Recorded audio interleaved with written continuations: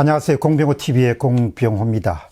루이지애나에 롯데케미칼이 3조 6천억을 투입해가지고 대규모 석유화학단지를 준공했습니다.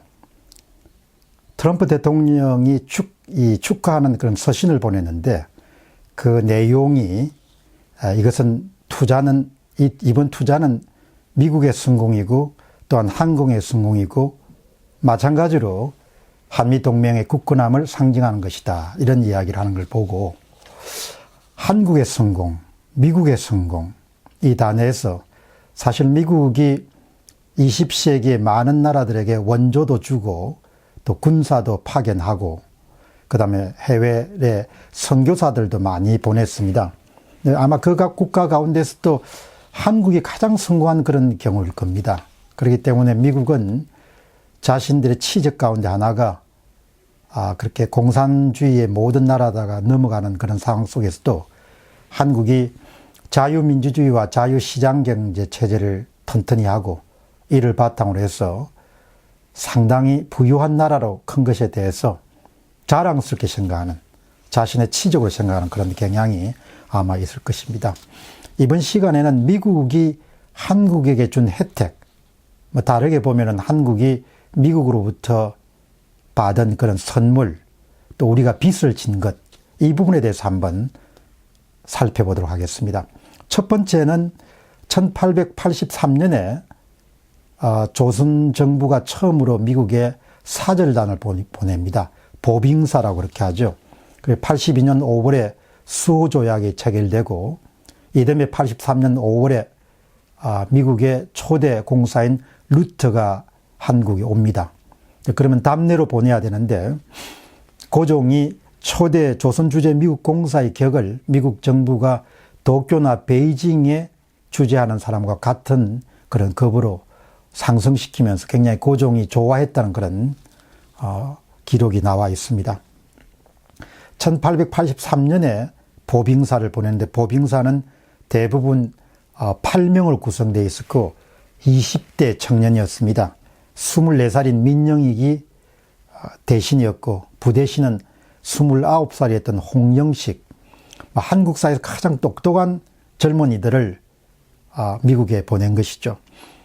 그 다음에 변수, 서강범, 아마 여러분이 잘 아시는 유길준, 고영철 이런 사람들이 미국에 파견됐습니다. 보빙사를 갈 수 있도록 그렇게 조치를 했죠. 그런데 미국에 도착한 다음에 참 그 당시 기록을 보면은 미국 사람들이 정말 잘합니다. 한국 사람들에게. 그 조선에서 온 갓을 쓰고 온 그 젊은이들을 보여줄 수 있는 모든 곳을 다 보여주죠. 조선의 보빙사 사절단은 83년 9월 1일에 샌프란시스코에 도착한 다음에 9월 15일 날 워싱턴 DC에 도착하고 그 다음 9월 18일 날 미국의 차트 아스 미국 대통령에게 국서를 전달합니다. 워싱턴을 가기 전에 시카고에 그 당시에 만국박람회가 열렸기 때문에 만국박람회도 다 구경을 시켜주고 그 다음 미국에 머무는 동안 한 40일 머물렀는데 미국인들이 보여줄 수 있는 모든 곳을 다 보여주죠. 전기시설, 방직시설, 오페라, 보석상가, 월가, 그 다음에 조선소, 미육군 사관학교 다 보여주죠. 예. 그 당시 기록을 보면 눈물이 날 정도로 환대를 했습니다. 돌아와서 홍영식은 우정 시스템, 우정국을 만들었고 최경석은 농업건대화를 꿰었는데요. 그 당시에 조선의 젊은이들이 박스로 200개 정도의 물건을 가져왔다고 합니다. 그 가운데 타작기, 베베기, 저울 등 걸 가져왔는데요. 그 젊은이들 눈에 얼마나 미국이 신기하게 보였겠습니까? 그 미국에 처음으로 전등이 들어온 것이 1882년, 그러니까 이 보빙사가 도착하기 한 해 전에 뉴욕 펄가에 이제 밤에 이렇게 불이 켜지게 된 거죠. 그리고 이 보빙사가 미국을 방문하면서 1884년 그 다음 12월 달에 갑신정변이 일어납니다. 대개 보빙사에 갔던 20대 청년을 중심으로 해가지고 갑신정변이 발생. 물론 3.1 천하로 끝나지만, 그러니까 조선 초기 역사, 조선 역사로부터 보면은 미국이 갑신정변에 발생하는데도 큰 영향을 준 거죠. 그 다음에 이제 한국이 정식으로 공사를 파견한 것이 1887년입니다. 주미 한국 초대공사의 박정량인데, 뭐 그 당시도 외교를 담당할 수 있는 사람이 없기 때문에 1884년에 한국에 최초로 온 미북 장로교가 파송한 의료 선교사인 알렌이 한국의 초기 외교 작업들을 다 진행합니다. 박정량과 알렌이 함께 미국으로 건너가죠. 미국으로 건너가는 것도 참 우여곡절이 많았습니다. 청나라가 군함을 가지고 재물포항을 거의 봉쇄했기 때문에 떠날 수가 없었습니다. 그래서 미국이 일본에 있던 군함을 파견해 주죠. 그게 오시피함입니다. 오시피함. 오시피호인데, 그러니까 우리나라가 처음에 미국의 공사관을 개설할 때 미국 군함의 도움을 받고 재물포항을 출발합니다.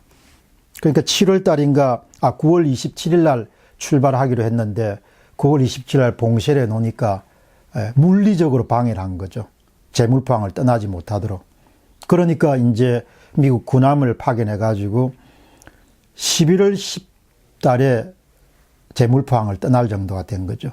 군함을 청나라가 6척 정도 파견해 가지고 포를 쏘고 야단법석을 지었죠. 뭐 그런 것을 잘 뚫고 나가 가지고 결국 한국이 이제 1888년 1월 17일 날 미국 클리블랜드 대통령으로 신임장을 받으면서 이제 대등한 관계에서 조선과 그리고 미국이 국교 관계를 맺은 겁니다. 그 이후에도 청나라가 끊임없이 압력을 가해가지고 결국은 그 초대 주미공사인 박정량을 귀국시키죠.